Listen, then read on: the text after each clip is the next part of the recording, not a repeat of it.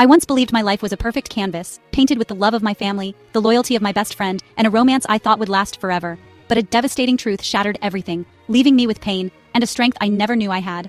I was an only child in a wealthy business family, raised in the warm embrace of my parents' love. In my freshman year of college, I met him, a charming senior with a warm smile. After over a year of persistent courtship, he helped me through a crisis, and I agreed to be his girlfriend. Around the same time, I met Emily, my soulmate of a best friend, who seemed to understand me like no one else. Our friendship lasted 8 years, unbreakable, or so I thought. After graduation, I returned to the family business to take over, as my parents, who had me in their 40s, were aging. I wanted my boyfriend and Emily to work with me, but my parents weren't fond of him. He joined as a regular employee, while Emily became my trusted assistant. 2 years later, my parents handed over all their shares, and I became chairman and CEO. That same year, I convinced them to let me marry him, on the condition that he serve as vice chairman.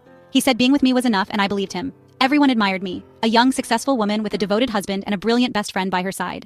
But happiness was fleeting. The next year, my parents passed away one after the other. Grief consumed me. My husband urged me to rest, assuring me he and Emily would handle the company. Trusting them completely, I stepped back, lost in sorrow. As the pain began to fade, a single moment changed everything. One day, I went shopping with a limited edition bag he'd given me.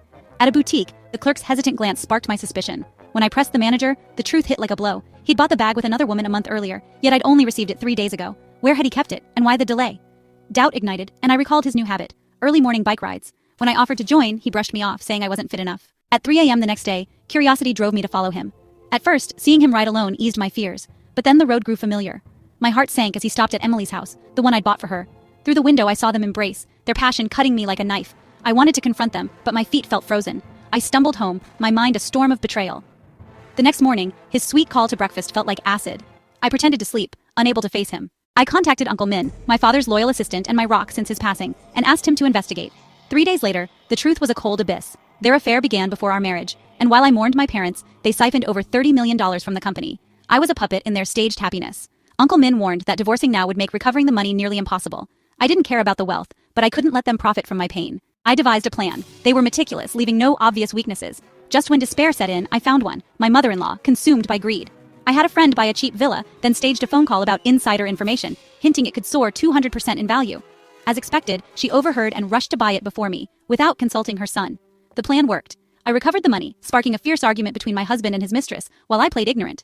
The day I chose to confront them, I returned early from a trip. They were entwined, unashamed when caught. Emily's confession was a final blow. I was the third wheel. They'd been in love before me, plotting to target me since college. I cursed my naivety, but I'd woken up in time. Uncle Min froze their stolen funds and handed evidence to the police. They'd spend their future together in prison, burdened with massive debt. Exhausted but transformed, I emerged stronger from the ashes, ready to face any challenge.